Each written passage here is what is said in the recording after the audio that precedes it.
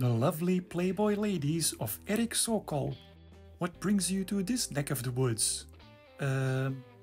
Tuck my shirt into what pants? Classic. Some cartoons don't even need text. Point. The first time I heard about these cartoons was actually in a Darwin Cook interview, where he showed an homage he did to Erich Sokol's Playboy cartoons. But when I saw the real deal, I was sold. Of course, for the lovely curves, but also for the way he draws settings. With that simplicity is genius to me.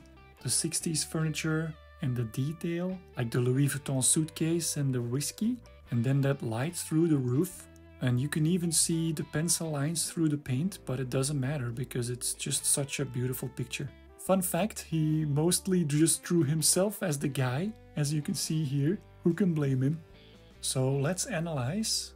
I outlined these four to kind of get some patterns, and I realized that he mainly just uses a one-point perspective, and a lot of the settings are inside a house, looking at a door, maybe somebody in a couch. And then another popular trope of his is the beach setting. As for the women, it's usually one of those Playboy bunnies kind of shapes. The wide hips, which are wider than the shoulders, and often blonde.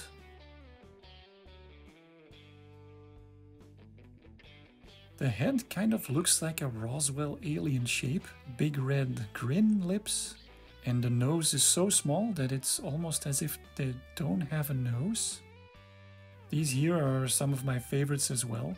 Why I like them so much is that just with a few items, he creates a whole story. Like here, just the side of a porch and that old rusty car immediately lets you know that it's in the middle of nowhere and there's like trash in the backyard. Yeah, or this one here in the valley. Beautiful colors, of course, with that sunset orange. Contrasting color is then blue for the rocks, and the water just purely reflects the exact same colors, the blue and the orange. Such a nice vibe. And then this here, again the one-point perspective. Just a small hint of an outside house, upside down boat, and instantly you get that vacation resort feeling.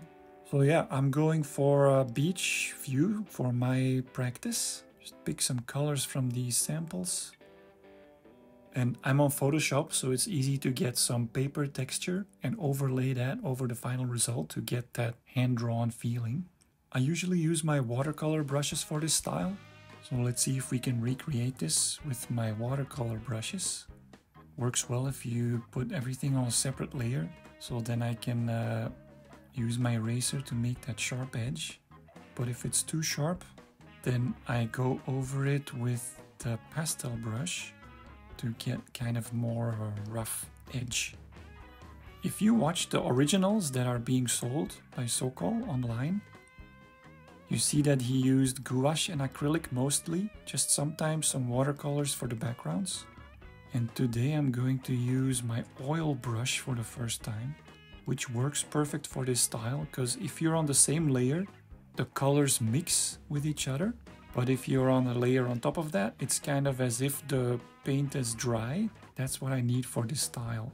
Okay, start with the watercolor brush though for the background.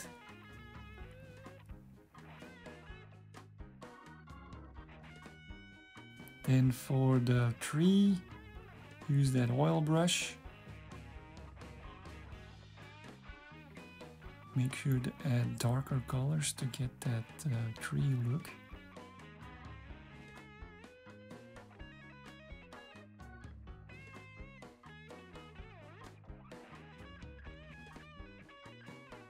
Guy in the back, hey, over here. Lady on the beach.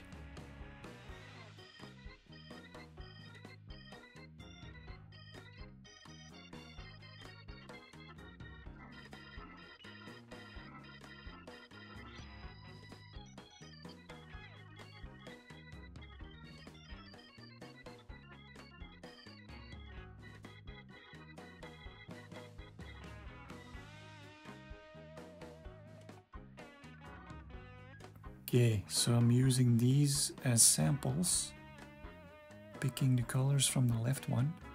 And you see that sometimes Sokol just puts like a whole batch of one color, like here in the t-shirt. But the skin is always super realistic. And I am not using any reference, so it's kind of tricky.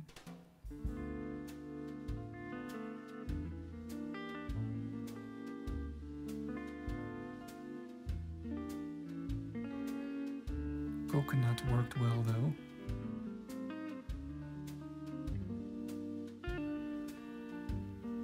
Magazine.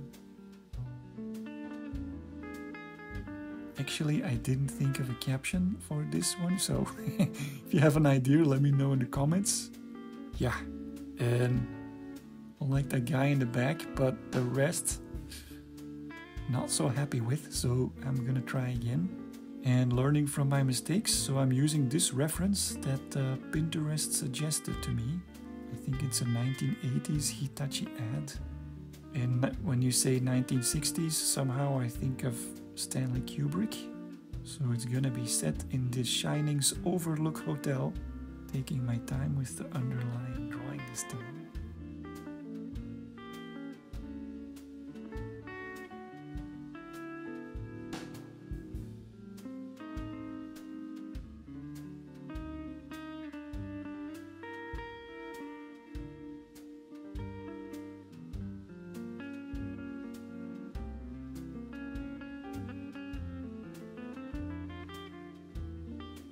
But I am gonna make her a little more voluptuous.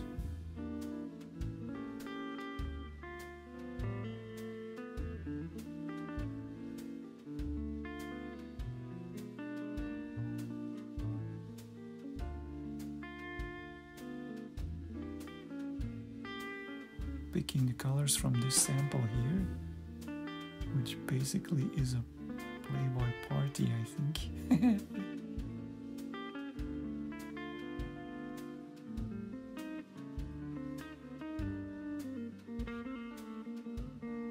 Even with the reference, still pretty tricky to spot those shadows.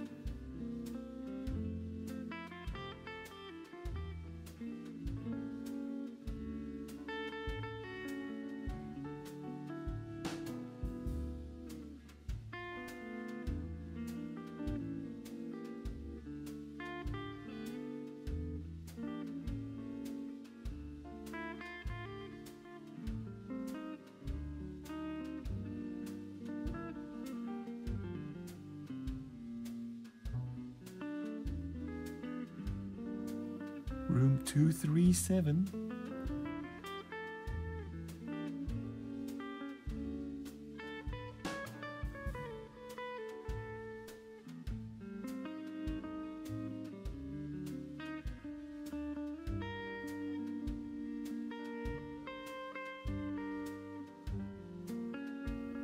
And this caption's obvious. Hell of a party in there.